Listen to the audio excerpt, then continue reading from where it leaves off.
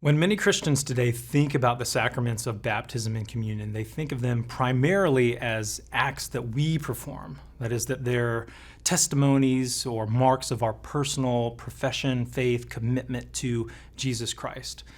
And while they certainly are that, they're far more than that.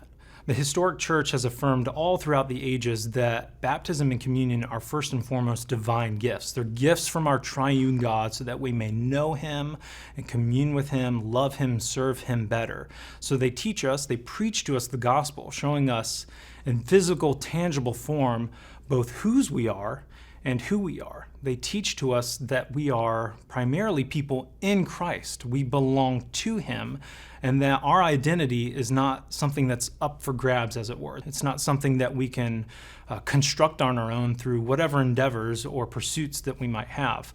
Identity is not a means of self-fabrication, but identity in Christ is something to receive because we are in Christ and belong to Him. And so the sacraments of baptism and communion subvert expressive individualism, the notion that that our identity is self-styled, that we can discover who we are and our life purpose on our own, that we can express our identity however we want, that we can live our lives however we want. And the sacraments teach us that this is not the case, that God has reached down to us in Christ and He has made us His own. We are His people.